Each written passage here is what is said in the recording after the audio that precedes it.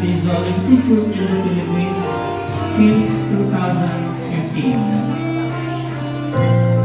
And she has also working experience in factory company electronics in Cavite EPSA 2012-2016. That's in Chantec Corporation, Equipment Inspector of Quality Philippines Corporation, Wiring Quality Inspector, Heavy Electronics Corporation, Korean Soft Electronic Assembler, and call center agent, Teleperformance at Ayala, Cebu, local customer service representative.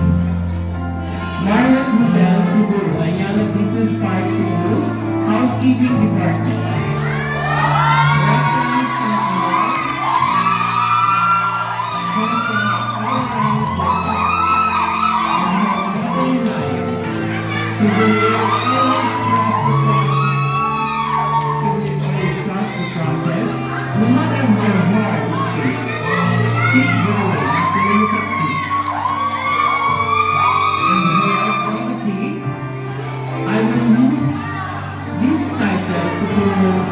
With our kababayan here in Bali, especially to our kababayan who work as domestic helper. We all know working in the house is too much stress. Now relax, no more excuses, and you're always lucky if you have weekly off. As ISTV, I will invite you to join us to relax and enjoy our day together with us.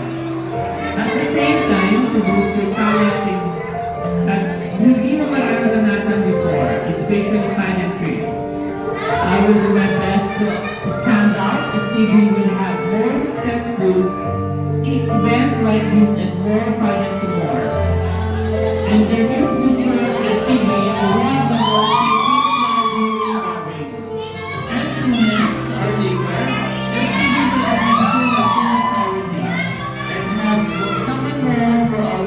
to relax and to relieve some stress and work. Once again, our candidate number 4 and fastest is Ian.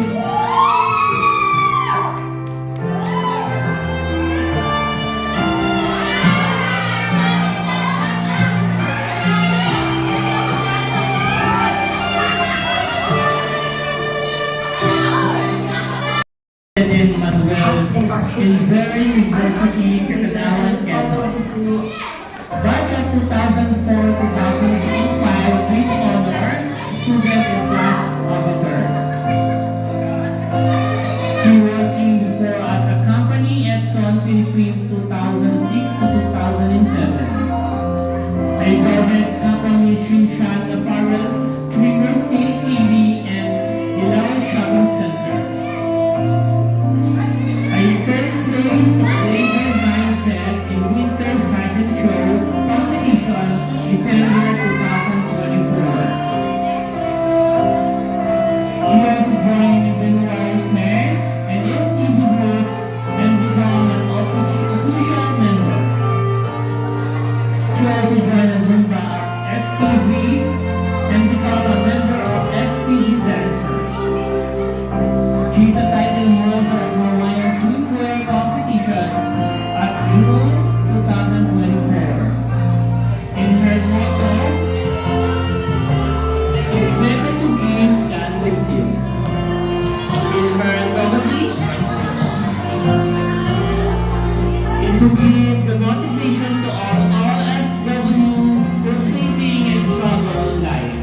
I want to motivate them and the very struggling hard times in their roots. And I want to motivate them how God is good. Once again, our candidate number 5, Kathleen Leopao.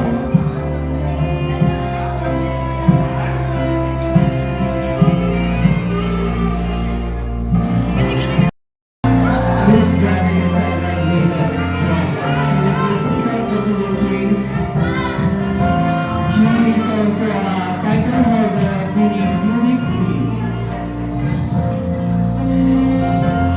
She is a graduate at Sorsogon National High School, batch 2005.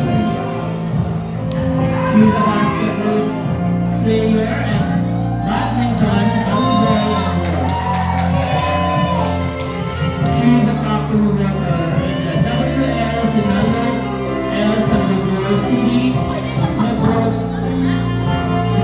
in just 2 months, national po, cheaper than has sinabi daw niya yung cheaper. Kaya naman, she's also for workers at Carinderia and Parañaque in just 4 months. She's in Dubai as a woman in 2014 to 2019.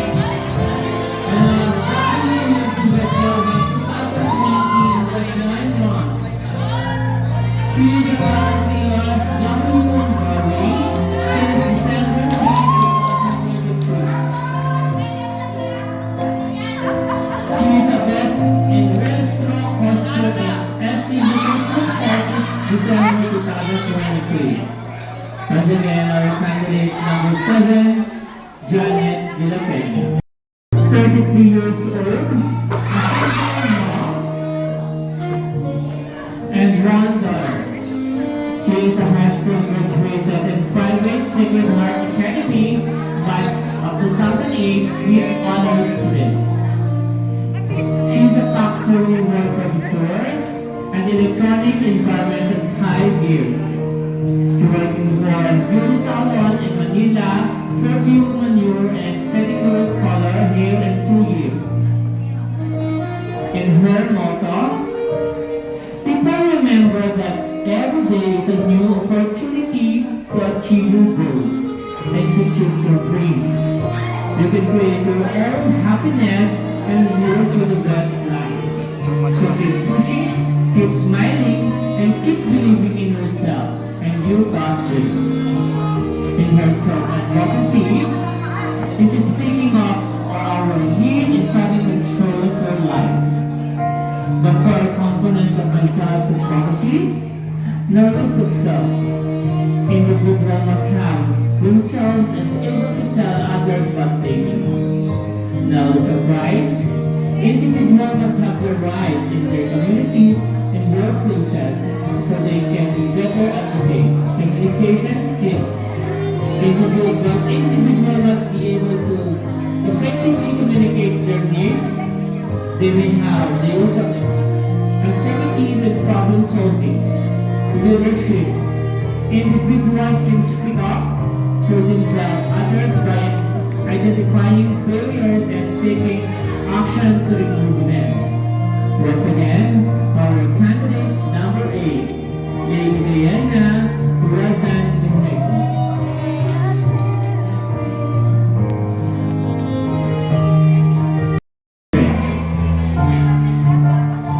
Two boys and two girls.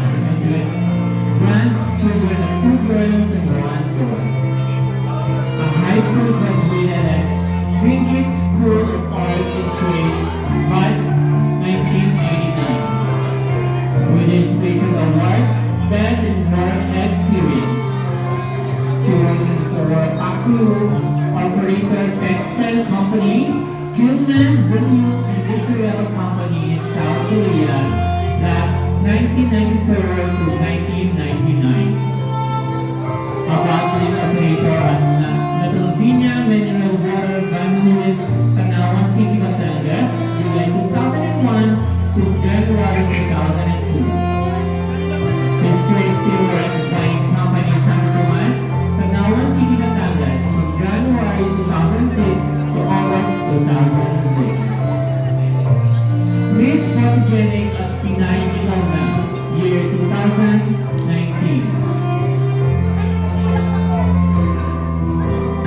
And her advocacy, ang aking advokasya ay para kasi makakayanan ng mga OFW at ang kanilang pamilya sa pamamagitan ng financial literacy, mental health, awareness, and financial support program. Sa pagtuturo ng mga taong pamamahala ng pera, masisiguro natin ang ating pagsusumikap ayon sa pagiging gabay sa mas maayos na kinabukasan.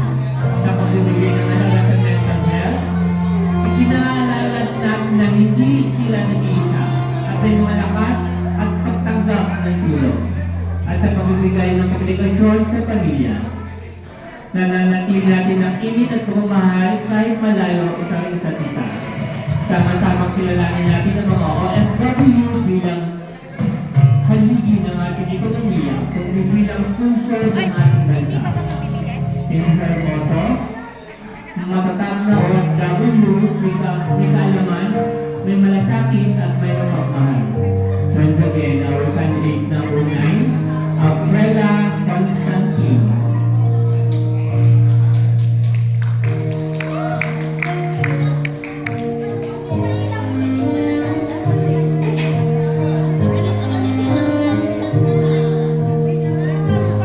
Pagdating nung ano,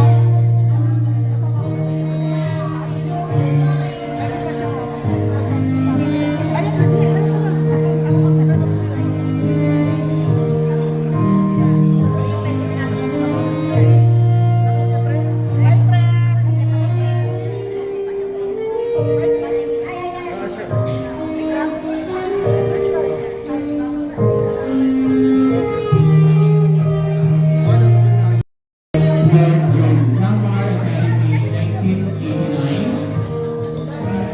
Is a graduated high school in Northern Samar. Miss Northern Samar Academy before 1989. And she also graduated in college in the Feliciano Paramedical College in Santa Mesa, Manila. The course is Bachelor of Science Surgery in 1993. She also took as a midwifery in 1994. She's working at Aesthetic Dermatology in the American Hotel as a therapist, carbon closer, department and high back facial. Miss Kader nga naman joined Hot Mama and Miss Crowd 2020. And I joined also in the project of Miss OFW during Ramon Villa and Miss Casual Dress same year, 2020. And her motto, talent is gold. In her advocacy, ay ang lalo kapagandaan ng mga admin at ng STV na nasa pagtulong ako sa galing ng admin ng STV. Once again, our candidate number